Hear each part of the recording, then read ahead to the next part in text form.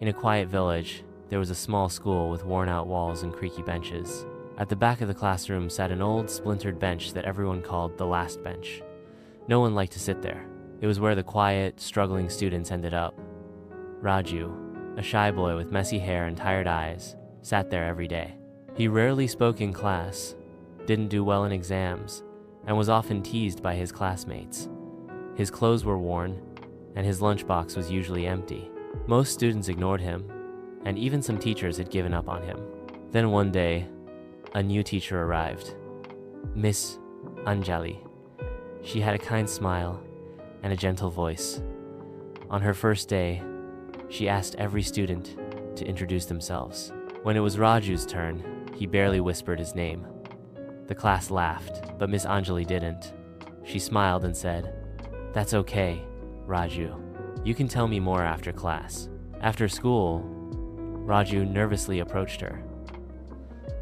"I like to draw," he said softly, "but I'm not good at anything else. Do you have something you've drawn?" she asked. Raju pulled out a wrinkled paper from his bag. On it was a detailed pencil sketch of the schoolyard. Miss Anjali's eyes widened. "This is beautiful, Raju. You have real talent." From that moment, things began to change. Miss Anjali gave Raju small tasks drawing for the class board, sketching diagrams for lessons. Raju started paying more attention. Slowly, his confidence grew. He even helped another student with drawing. One day, the school announced an art competition. Miss Anjali encouraged Raju to participate. He was scared. "I can't win," he said. "Kids from big schools will be there." "But they're not you," she said. "You have something special." Raju worked hard and submitted a drawing of a tree with branches, showing dreams of children, some dreaming of being pilots, others doctors, artists, and teachers. Weeks later, during assembly, the principal announced, "Our student Raju has won first prize in the state art competition." Raju couldn't believe it. His classmates clapped, and for the first time he felt seen. After that, Raju no longer sat on the last bench. He began to believe in himself. Years later, he became a famous illustrator and returned to his school every year to donate supplies and talk to students, especially those who sat in the back rows. And he always sat, just for a moment, on the last bench.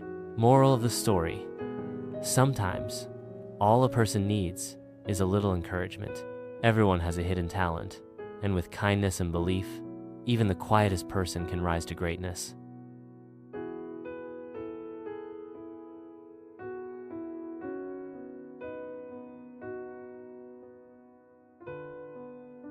Once upon a time, in a beautiful green forest, there lived a proud stag.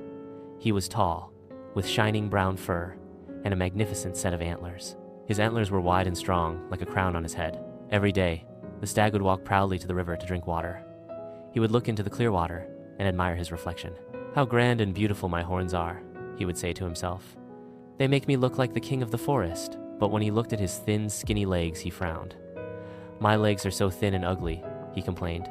"They do not match my royal horns at all." One day, while the stag was admiring himself near the river, he heard a noise in the bushes. He turned and saw a pack of hunters with dogs coming toward him.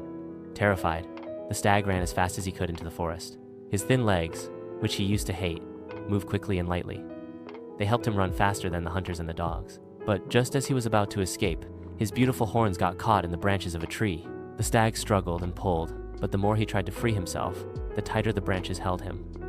The hunters were getting closer and closer. Finally, with a mighty tug, the stag broke free and escaped into the thick woods.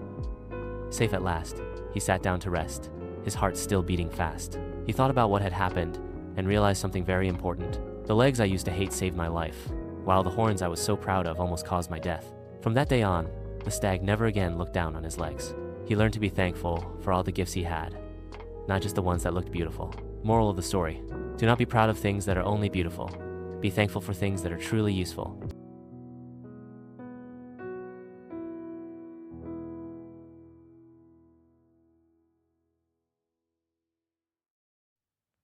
Once upon a time, deep inside a thick forest, there lived a clever little fox.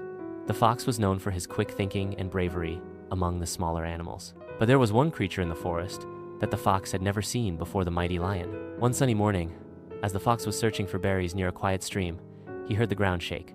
When he looked up, he saw a huge lion walking proudly through the trees. His golden mane shone in the sunlight, and his roar echoed through the whole forest. The fox froze. His heart beat faster, and he quickly hid behind a large bush. He peered out quietly, too afraid to move. What a terrible beast, thought the fox. I must stay far away from him. For many days, the fox stayed away from the part of the forest where he had seen the lion.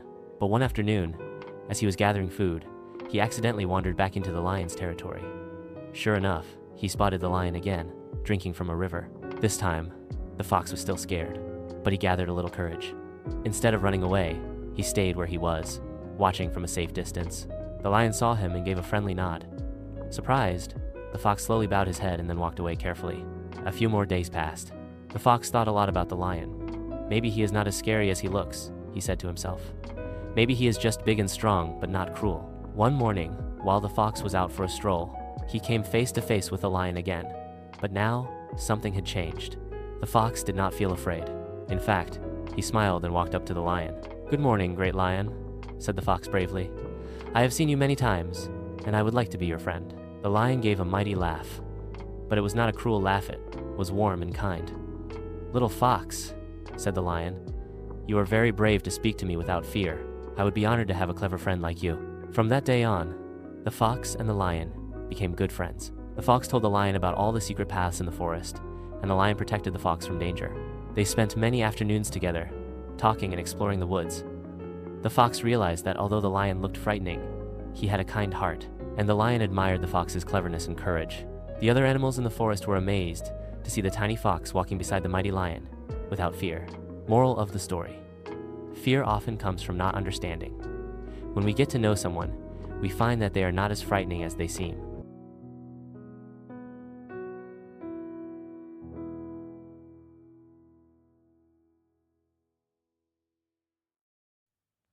Once upon a time, in a big green forest, there lived a little sparrow named Chicky. She was small, with soft brown feathers and a sweet voice. Chicky loved singing in the mornings, hopping from tree to tree, and talking kindly to everyone she met. Not far from where Chicky lived, there was a crow named Kalu. Kalu was big, black, and loud. He was proud, and often thought he was better than the smaller birds, because he was stronger and could fly longer distances. One morning, as Chicky was gathering twigs for her nest, Kalu swooped down and laughed at her. "Why do you waste your time making such a tiny nest?" he cawed. "Look at me. I don't need a fancy nest. I can live anywhere." Chicky smiled politely and said, "Everyone builds what they need, Kalu.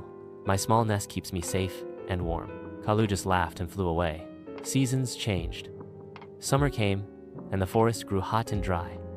Big winds blew through the trees, and strong storms began to hit the forest. The little birds stayed close to their nests to keep safe. One day, a terrible storm arrived.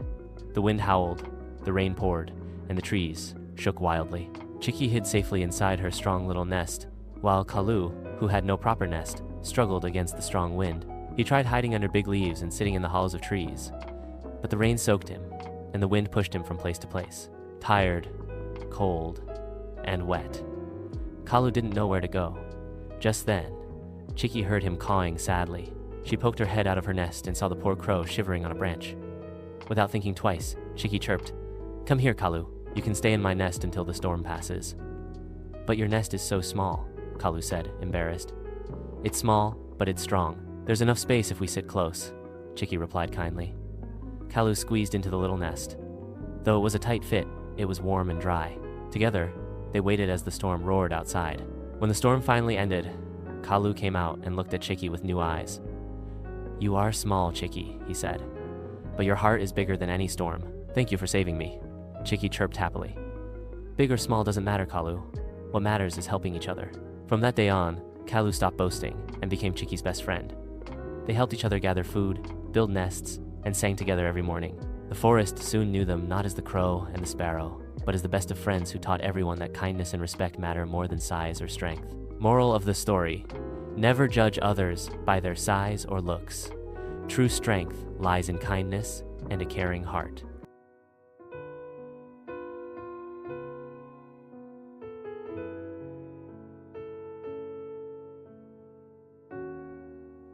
Once upon a time, in a small village, there lived a cat named Felix and a little mouse named Mina. Felix was known to be a fierce hunter. Every mouse in the village feared him all, except Mina. Mina was different. Instead of hiding all day, she would greet Felix from afar, always with a polite smile. At first, Felix thought Mina was foolish. One day, he said, "Your friendliness won't save you." But Mina wasn't foolish. She was wise. She believed that kindness could change even the coldest heart. One winter, a terrible snowstorm swept through the village. Food became scarce. Felix, proud and independent, found himself cold and hungry. He wandered through the snow, looking for something to eat, but found nothing. Meanwhile, Mina had spent the autumn storing crumbs, seeds, and bits of cheese in her cozy little hole in the wall. When she saw Felix shivering outside, she felt sorry for him. Though she was small, and Felix was her natural enemy, Mina remembered her belief. Kindness could change anything. Bravely, she approached Felix and said, "Come to my home. I will share my food with you." Felix was surprised. No one had ever shown him kindness before, especially not a mouse. At first, he was too proud to accept, but as the wind howled and his belly growled, he finally followed Mina to her tiny home. There, they sat together, sharing crumbs and warmth. Day by day, Felix's heart softened.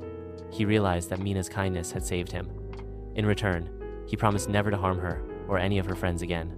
From then on, Felix and Mina lived peacefully, proving to the whole village that kindness is stronger than fear, and that even the fiercest heart can be softened by a simple act of compassion. Moral of the story: kindness has the power to change hearts and create unexpected friendships.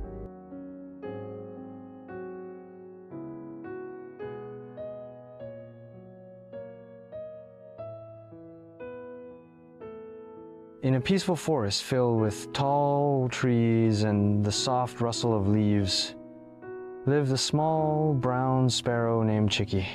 She had no bright colors like the peacocks, no strong claws like the eagles, and no loud voice like the crows. But what Chicky had was a kind heart and a sweet, cheerful song that made the mornings brighter and the days lighter. Chicky lived in a simple nest made of twigs on a high branch. Every day, she chirped happily, searching for seeds and helping other animals in small ways, guiding lost ants, warning squirrels of hawks, or sharing crumbs with other birds. One day, as the wind howled and frost covered the forest, Chicky noticed something unusual. A tiny butterfly, barely moving on the snowy ground. Its wings were frozen and weak. "Oh no!" Chicky whispered and flew down. "You'll freeze here." The butterfly looked up and said weakly, "I was caught in the cold. I don't think I'll make it."